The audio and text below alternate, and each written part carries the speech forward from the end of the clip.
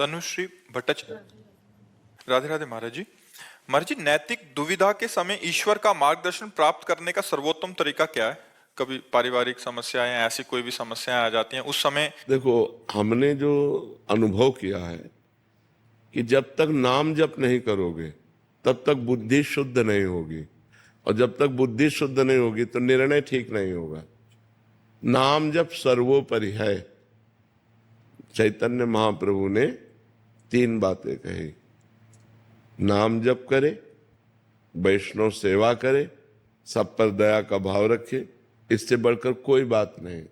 नाम जीवे दया, नामे रुचि, वैष्णव सेवा, ये 3 बातें जोर की कही और कहा इसके बाद हम और कुछ नहीं जानते। सनातन जी से ये 3 बातें कही कि जीवे दया, सब पर प्रेम का व्यवहार करो, नामे रुचि, खूब रुचि पूर्वक नाम जप करो, और वैष्णव सेवा, संत वैष्णव घर पधारे तो प्रसन्न हो जाओ, नाच पड़ो। आज हमारे सौभाग्य उदय हुए, भगवान के लाडिले हमारे घर आए, उनका चरणामृत उतारो, उनकी आरती उतारो, उनको भोजन पवाओ, उनमें भगवान का भाव करो, अभी बुद्धि शुद्ध हो जाए। अगर हम सोचे कि विचार के द्वारा अपने को सुधार लेंगे तो विचार बुद्धि से होते हैं, और मलिन बुद्धि मलिन विचार देती है, पवित्र बुद्धि पवित्र विचार देती है। तो हमारा जोर एक बार इस बात का होना चाहिए कि हमारी बुद्धि पवित्र हो, और वो पवित्र होगी भगवान की कथा सुनने से, भगवान का नाम जप करने से, भगवान की सेवा करने से, भक्तों का चरित्र सुनने से, भक्तों का संग करने से। इसी से बुद्धि पवित्र होती है। और जब बुद्धि पवित्र हो जाती है तो पति के साथ क्या व्यवहार करना चाहिए, पत्नी के साथ कैसा व्यवहार होना चाहिए, माँ के साथ कैसा व्यवहार, वो जो पारिवारिक हमारे, वो बहुत सुंदर बन जाता है। पवित्र बुद्धि में होता है हमारे माता हैं, हमारे पिता हैं, बोले नहीं उल्टा बोलते तो उनका बच्चों जैसी बुद्धि हो जाती है। जो वृद्ध पुरुष हैं उनकी बालकों जैसी बुद्धि हो जाती है। हमको जैसे छोटे बालक पर गुस्सा नहीं आता, वो हमारी दाढ़ी नोचे, वो हमें कटु बोले, कुछ भी बोले तो बालक है। ऐसे वृद्ध को भी क्षमा भाव रखना चाहिए। अपने माता पिता, देखो चाहे जितनी सेवा करो, वो कभी ये नहीं कहेंगे कि ये बहुत सेवा करता है, वो कमी निकालेंगे कि बहू हमारे साथ ऐसा बर्ताव करती है, बेटा ऐसा बर्ताव करता है। तो हमें, अगर हम भजन करते हैं, हमारी बुद्धि पवित्र है, तो हर समय पूज्य भाव बना रहेगा कि यार पिता है, यार माता, उनको जो बोलना है बोलने दो, हमारा जो कर्तव्य हम करें। तो अपने जो दैनिक दिनचर्या के कर्तव्य हैं परिवार के, वो तभी हम ठीक से पालन कर सकते हैं जब भजन हो। नहीं तो जरा सी बात में माता पिता को पीट दिया, जरा सी लोभ के लिए भाई भाई की हत्या कर दी, जरा सी बात के लिए बड़े बड़े उपद्रव हो जाते हैं। सब ठीक है, लेकिन बुद्धि भ्रष्ट है तो उपद्रव करके महान विघ्न पैदा कर देती। तो हमको थोड़ी सी बुद्धि अगर शुद्ध हो जाए तो जीवन जीने का तरीका आ जाए। नहीं तो सब भगवान ने व्यवस्था की, लेकिन हमारी बुद्धि ही हमको नरकगामी बना देती है, जेलगामी बना देती है। तो हमें चाहिए नाम जप के द्वारा, सत्संग के द्वारा, शास्त्र स्वाध्याय के द्वारा हम अपनी बुद्धि को शुद्ध करें, आचरण हमारे शुद्ध हो, तो हम अपने परिवार को भगवान की तरह प्यार करें, तो हमारा मनुष्य जीवन जो आनंद के लिए वो निर्वाह हो जाए। नहीं तो कब क्या हो जाए कुछ पता नहीं, बहुत गलत बुद्धि है। कब क्या निर्णय कर दे, कब क्या करवा दे, कुछ पता नहीं है। 1 मिनट में दुर्गति हो जाती है, 1 मिनट में। ऐसे कितनी घटनाएं हैं जिनमें हमारी बुद्धि हमको धोखा दे देती है और हमसे पापाचरण बन जाते हैं। जो नहीं होना चाहिए वो हमसे हो जाता है। इसलिए हम प्रार्थना करते हैं सबसे, जैसे जीने के लिए हमें श्वासों की आवश्यकता है, ऐसे जीवन व्यवहार के लिए हमें भगवान की आवश्यकता है, अध्यात्म की आवश्यकता है। यदि अध्यात्म के द्वारा हमारा माइंड कंट्रोल नहीं होगा तो हमको गलत करवा देगा, हमसे बहुत बुरा करवा देगा। और सब हो रहा है, आप लोग संसार में देख रहे हैं। जहां लिखा था अनुज बधू भगनी सुत नारी, सुन सठिए कन्या समचारी, इन्हीं कुदृष्ट बिलोके जोई, ताई बधे कछु पाप न होई, वही आचरण बढ़ के हो रहे। क्यों? क्योंकि बुद्धि भ्रष्ट है। तो यदि हमको समाज में सही ढंग से जीना है, स्वयं सुखी रहना है, दूसरों को सुख प्रदान करना है, तो बुद्धि शुद्ध होनी चाहिए। बुद्धि बिगड़ गई तो सब बिगड़ जाता है। इसलिए हमें नाम जप करना है, सत्संग करना है, अच्छे आचरण करने हैं। इसी से हम ठीक निर्णय कर पाएंगे। युवराज जी, इटावा से। राधे राधे। राधे राधे महाराज जी। महाराज जी, जब मृत्यु निश्चित है परंतु हम भाग्य को भजन के द्वारा बदल सकते हैं, इसी प्रकार मृत्यु जो कि निश्चित है उसे भजन, नाम जप या अच्छे कर्मों से मृत्यु को कष्ट रहित या अंतिम समय में भी भगवान का अच्छी चिंतन हो, ऐसा क्या कर सकते हैं? हाँ, कष्ट रहित हो जाओगे, मृत्यु का दुख नहीं भोगना पड़ेगा।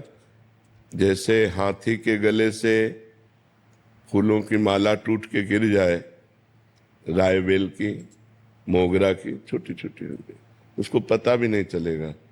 ऐसे ही जो भजन करता है तो अंतिम समय भगवान उसकी स्मृति बन जाते हैं और इतना आनंद होता है कि उसको मृत्यु का कष्ट नहीं मिलता। पर ये उसी को जो जीवन भर भजन करता है, अंतिम समय भगवान का स्मरण आ गया और वो भगवान के पार्षद स्वरूप होकर दिव्य धाम की यात्रा करता है, तो उसे मरने का भय या मरने का दुख नहीं रहता, जो निरंतर भजन करता है।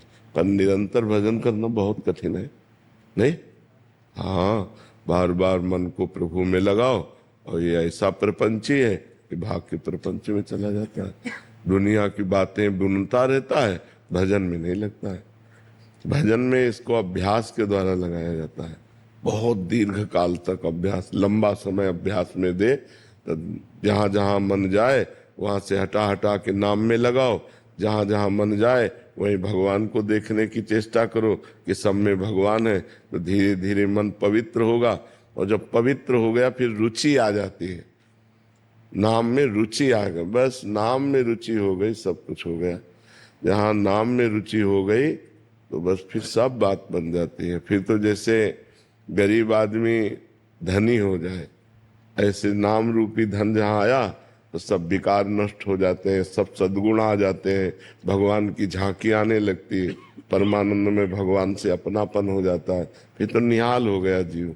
इसलिए नाम जप का अभ्यास करो, तो मन लगे न लगे, अंतिम समय यदि हम नाम का स्मरण नहीं कर पाते तो जीवन भर हमने स्मरण किया है, अंतिम समय भगवान हमारा स्मरण बनते हैं। जिस समय हमारा अंतिम समय होता है, हम बेहोश होते हैं, उस समय भगवान स्मरण बनते हैं। जय नाम ते कृष्ण, वो नाम रूप से स्फुरित होने लगते हैं, राधा राधा कृष्ण कृष्ण, बस जीव का परम कल्याण हो जाता है। श्री हरिवंश महाराज जी। महाराज जी, जो नाम का ध्यान आपने बताया उसी का अर्थ स्वरूप में स्थित रहना है या फिर स्वरूप कुछ और है महाराज जी? पहले हमको चाहिए कि संसार से मन हटाकर नाम में लगाएं, पहला काम हम कर लें। अब हमारा मन नाम में लगने लगा तो फिर नाम का प्रभाव अंदर ज्ञान पैदा करता है कि मैं स्थूल शरीर नहीं हूँ, मैं सूक्ष्म शरीर नहीं हूँ, मैं कारण शरीर नहीं हूँ, मैं सच्चिदानंद भगवान का अंश हूँ, श्री कृष्ण अंश, ममैवांशो, मैं कोई प्रकृति जन्य रचना नहीं हूँ। अब वो शुद्ध ज्ञान उसको अपने स्वरूप की तरफ ले जाता है। पर पहले हमारा अनर्थ निवृत्ति हो ना, जो गंदी आदतें हैं, जो पाप प्रवृत्तियां हैं, जो मन की चंचलता, ये पहले निवृत्त हो तो हमें डट कर पहले नाम जप करना चाहिए। जब नाम जप में मन न लगे तो नाम कीर्तन करना चाहिए, नाम कीर्तन में मन न लगे तो भगवत कथा सुननी चाहिए, कोई शास्त्र स्वाध्याय करना चाहिए। भगवान से हटकर हमारा मन जाए तो समझो कि विपत्ति होने वाली है। का हनुमंत विपत्ति प्रभु सोई, जब तो सुमिरन भजन न होई। जहाँ सुमिरन भजन नहीं हो रहा तो फंसा देगा मन कहीं ना कहीं। बहुत दुष्ट है, मतलब इतना बेईमान, इतना सुंदर भगवान के नाम का सुमिरन छोड़कर संसार के बेमतलब जाल बुनता रहता है, बेमतलब घूमता रहता है। उसको लाख समझाओ, वो उसकी आदत है। अब बस उसी को संभाल ले तो जीवन मुक्त हो जाए। बंधन और मोक्ष का कारण मन ही है। विषयों में लगा हुआ मन बंधन का कारण है और भगवान में लगा हुआ मन मोक्ष का कारण है। तो खूब भजन करो, इसी से ज्ञान प्राप्त हो जाएगा। प्रियंका जी उत्तराखंड से। राधे राधे। महाराज जी, कंफ्यूजन को मतलब संशय को दूर करने का सही तरीका क्या है? सत्संग, शास्त्र स्वाध्याय। जब हमें सत्संग के द्वारा सत्य वस्तु का पता चलता है, हमारी बुद्धि पवित्र होती है तो संशय रहित होती है। जब शास्त्र स्वाध्याय करते हैं, हमारे को ज्ञान होता है, धर्म क्या है, अधर्म क्या है, उन्नति के लिए कौन से आचरण चाहिए, अवनति कराने वाले कौन से आचरण है, कौन से आचरण स्वर्ग ले जाते हैं, कौन से आचरण नरक ले जाते हैं, कौन से आचरण भगवत प्राप्ति कराते हैं, तो हमारी बुद्धि पवित्र होती है। तो जब हमारा अध्यात्म में निर्णय ठीक निकालने वाली बुद्धि हो जाती है तो व्यवहार में तो ठीक निकाल ही देगी। तो हमें चाहिए कि पहले हमें अपनी बुद्धि को पावन करना चाहिए, शास्त्र स्वाध्याय, नाम जप और सत्संग के द्वारा, तभी हमारी बुद्धि संशय शून्य होगी। तबई होए सब संशय भंगा, जब बहुकाल करिए सत्संगा। जब बहुत काल हम संतों का संग करें, शास्त्र स्वाध्याय करें, तो हमारी बुद्धि पवित्र हो जाती, फिर उसमें संशय नहीं रह जाता है। महाराज जी, जब हम भगवान के आगे बैठते हैं, जब हमारा मन बहुत परेशान होता है, हमें कुछ समझ में नहीं आता, और जब हम आंसू भी आते हैं, हम रो भी रहे होते हैं, लेकिन उस वक्त ऐसा मन होता है कि कहीं से कोई भगवान के दूत आ जाए, या अपने मन को कैसे समझाएं कि उस पल में हम मजबूत बन जाए, कमजोर ना फील। नाम जप, जितना नाम जप करोगे तुम्हें किसी से सहयोग मांगने की जरूरत नहीं, आपके हृदय में खुद बल होगा। जितना नाम जप, हम इसीलिए चिल्ला चिल्ला के कहते हैं आप सब नाम जप करो। नाम जप से बुद्धि पवित्र होगी, नाम जप से तुम्हारी कामनाएं पूर्ण होंगी, नाम जप से तुम्हारी असत कामनाएं नष्ट होंगी, नाम जप से तुम बलवान बनोगे और मन को अपने अधीन रखोगे, इंद्रियों को अधीन रखोगे। नाम जप से हर समस्या का समाधान तुम्हें मिल जाएगा। नाम जप से हर दुख को सहने की सामर्थ्य मिल जाएगी। नाम जप में बहुत सामर्थ्य है, इसलिए निरंतर नाम जप करो। हर प्रश्न का उत्तर नाम जप है। नाम जप नहीं है तो जीवन में कुछ नहीं है। कोई प्रार्थना तुम्हारी नहीं सुनी जाएगी यदि नाम जप नहीं है। ध्यान रखना, नाम जप नहीं है तो प्रार्थना भी नहीं पहुंचेगी, और नाम जप है आर्त भाव से पुकारा तो सब बात बन जाएगी।